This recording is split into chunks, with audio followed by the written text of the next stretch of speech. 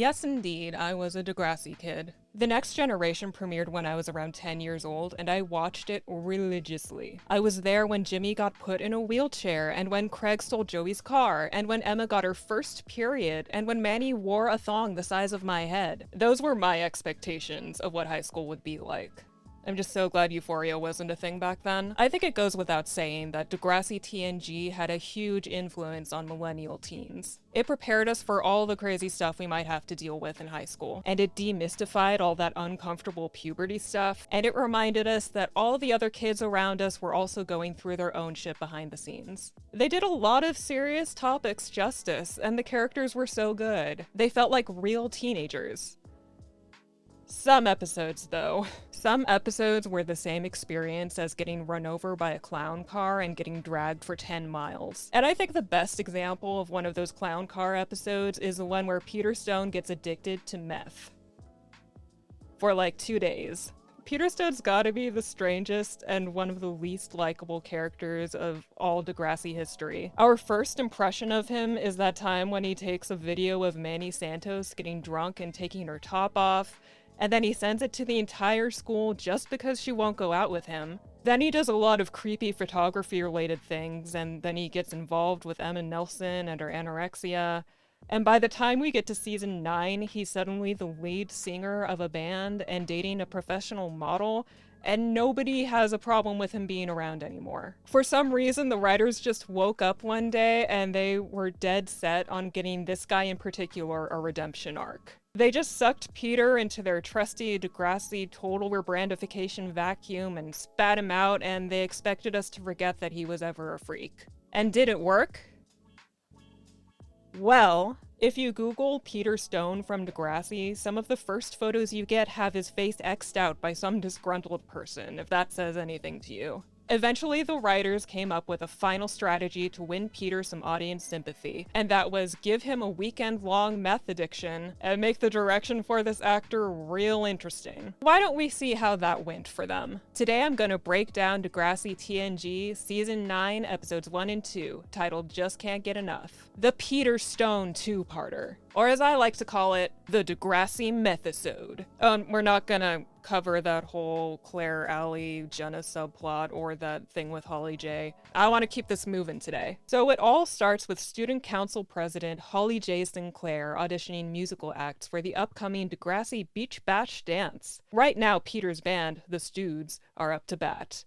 They've brought that song they sang for the Degrassi Goes Hollywood movie that premiered at the end of season 8. You want to know the best part about this song? According to Wikipedia, nobody in the band actually set foot in California during production for that movie. It kind of explains their lyrical summation of the California life. I'm like, whoa, the California sun. I'm like, whoa, this ride has just begun. I'm like, whoa, just like a submachine gun with our guitars and all our girls.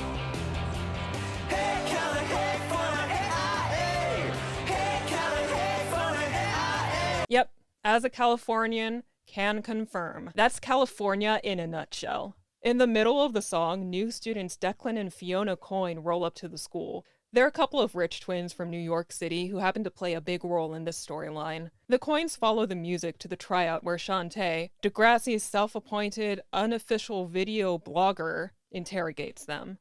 She wants to know what the hell these rich kids are even doing here. And Declan's like, Papa sent us to public school so we could be more relatable to the commoners. And then the Coynes get the breakdown on who's who.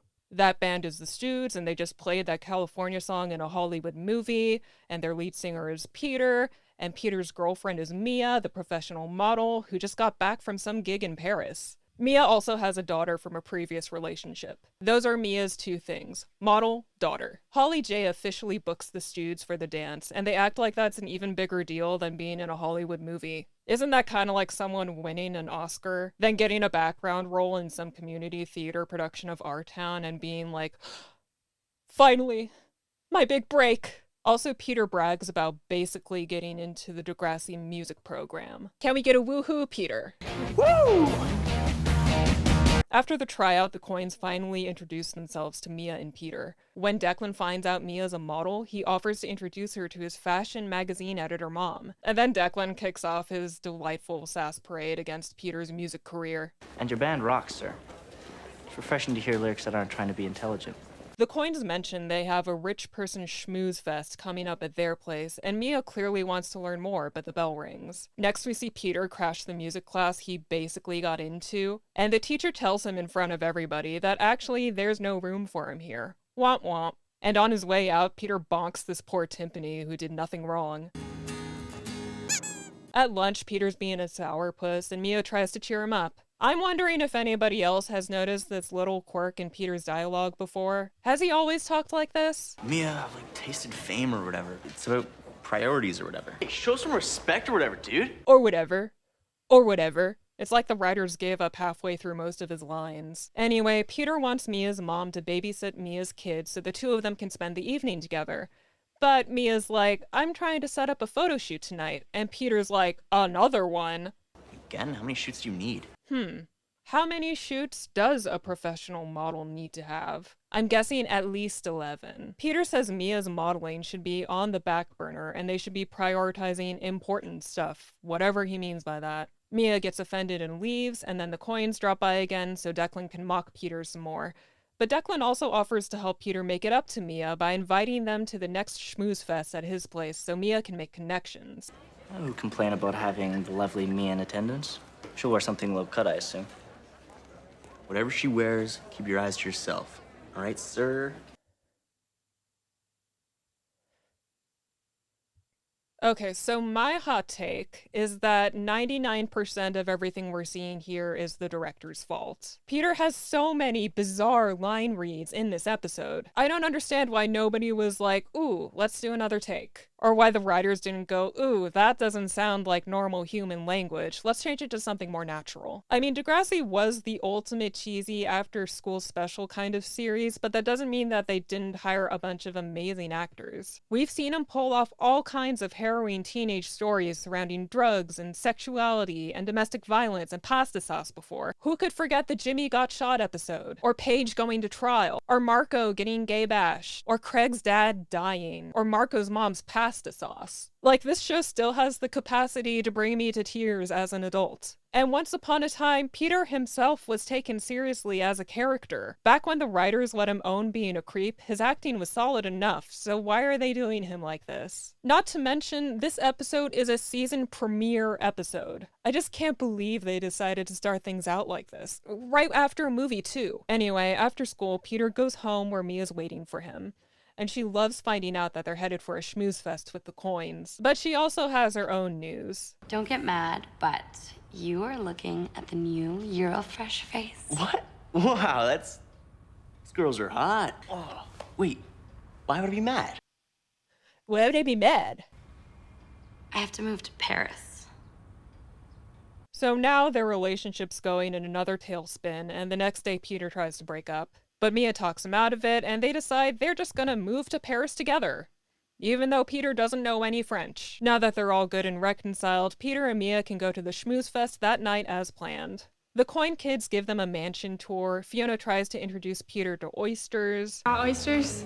It looks like a loogie. But Declan doesn't take shit from the Degrassi upper middle class. So he challenges Peter to get on stage and show the whole party what a rock star he is. I'm like, whoa, California sun. I'm like, whoa, this ride has just begun. I'm like, whoa, it's like a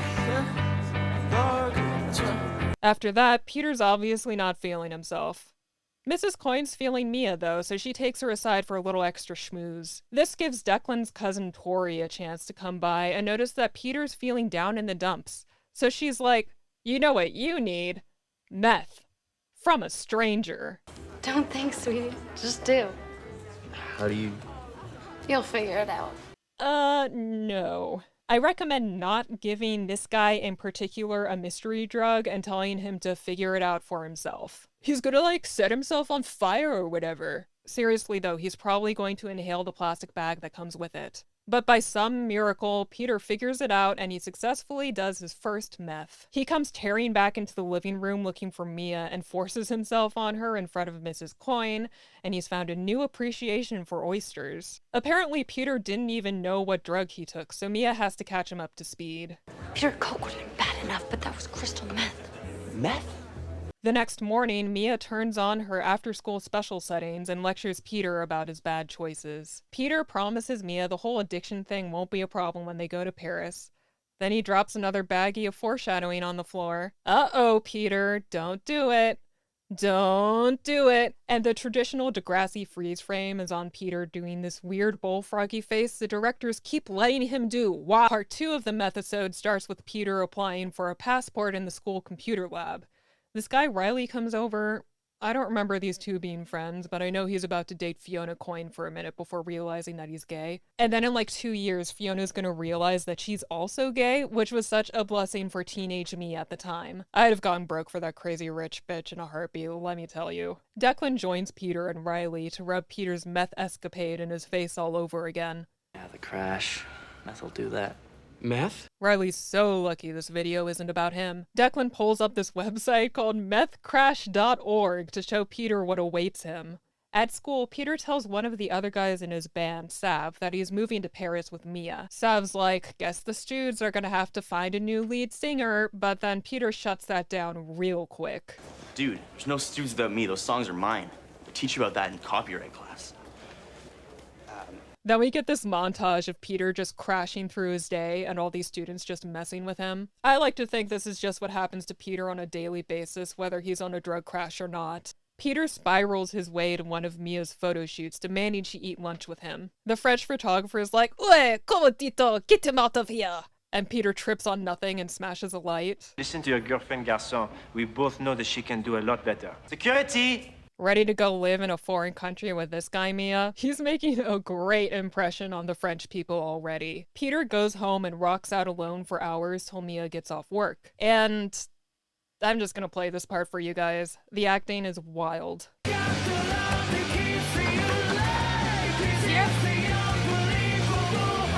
Wait, you haven't even started packing yet? You're serious? Oh, come on, Mia. This whole modeling thing makes you crazy. This whole modeling thing makes you crazy. I'm crazy? Look, it's not up for debate. How come you get to decide what happens, huh? What about me? Peter, calm down. No, you're so selfish, Mia. It's all about you. You're so selfish. It's all about you, you. Oh my god. The way Peter just flops down in that chair like a drunk Muppet has stuck with me. Anyway, Mia ends up breaking up with him and she storms off. But this doesn't seem to affect Peter at all, because he's still got so much meth to do. The next day, Sav finds Peter hopping around on the sidewalk like a lunatic and realizes that Peter's not okay. Sav confides in fellow bandmate Danny that Peter's losing it, and Declan intrudes to tell them why. So Sav calls Peter to check in.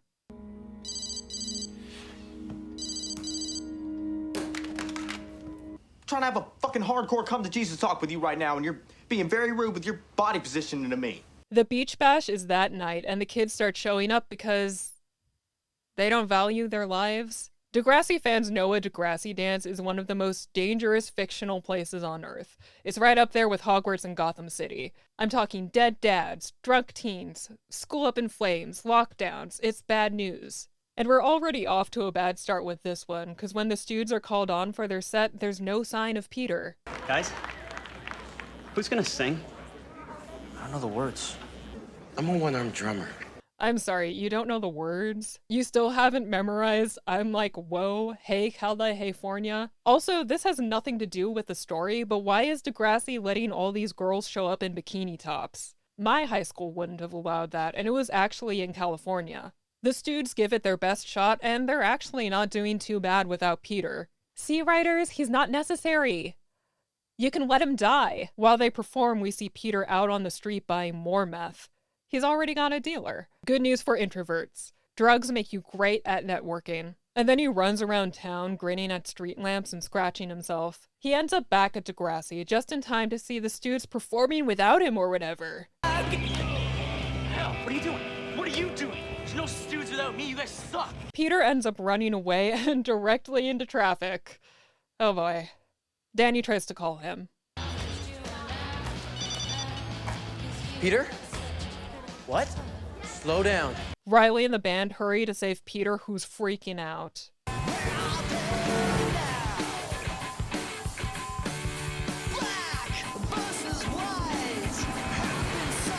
I just love when the boys get there because the second Peter sees them, he tries to run across the street to them, and then all the boys are like, "No, Peter!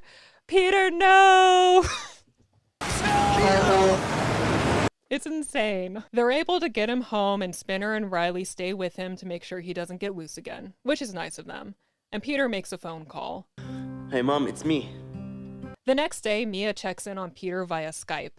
She's already in Paris, and we find out that she's staying broken up with him. Good for her. I mean, this conversation alone just goes to show that they're in very different places right now. And they give you these hot towels in first class, and a limo picked me up, and Anne-Marie from the agency has been so helpful. I got to fly first class and get picked up in a limo. It's so amazing here. How are you? I almost got hit by a car or whatever. But Peter's got his mom with him again, and she's holding the threat of rehab over his head, so he's cured. Meth weekend is over. Yay! Wow. I think we learned a lot today. First of all, don't trust rich twins because their cousins will choose you and ruin your life. Second, Degrassi should have just been merciful and let Peter move to Hollywood. This episode just feels like they didn't think it through. This kind of subject could have been just as harrowing as anything Paige Michaelchuk or JT York or anybody else went through. But the writers really dropped the ball on this one. They could have at least made the consequences of Peter's addiction more devastating than, like, a breakup that was gonna happen anyway, and skipping one day of school, and getting stuck in traffic for like 10 minutes. If I'd written this, I probably would have had Peter make meth his everything. Like, he'd quit the band, and then he'd start ditching school to hang out with his fellow addicts. Oh, maybe he gets in with the rich addict kids. Like, he does something crazy reckless in public, and then Mrs. Coyne finds out and her family explodes because of it. So as a consequence, Mia loses any chance of working with Mrs. Coyne, and then they break up. Or, what if Peter continued the cycle, and then he tries to get his bandmates addicted to drugs too? What if he starts thinking he plays better when he's high, so he overdoses at the dance in front of everybody? It's just a shame when you know what Degrassi was capable of. At the same time, when a show has hundreds and hundreds of episodes, you know, not all of them can be winners, no matter how many times they've knocked it out of the park before. I'm trying to be really clear right now how much I actually love this show forever. And I'd be lying if I said I got nothing out of the methosodes. I mean, I'm making this video, right? They were so entertaining I had to record myself talking about it. See? There's no such thing as completely worthless media. And to really prove that point, here's one more clip of me acting like Peter, and this time getting my friends involved. No! Peter, no! Peter! Peter, no! Calm down! Calm down, Peter! What are you doing? Peter, no! Peter! What do you think? Just as harrowing as the original? More harrowing even? Drop your honest reviews in the comments. And subscribe to keep the Peter Stone Clown Parade going. Also let me know if there's any other episodes you want to see talked about more. It's always fun to revisit stuff from my childhood like this. But that's enough from me for today. Remember not to take drugs from anyone's rich cousins or whatever, and I'll see you next time.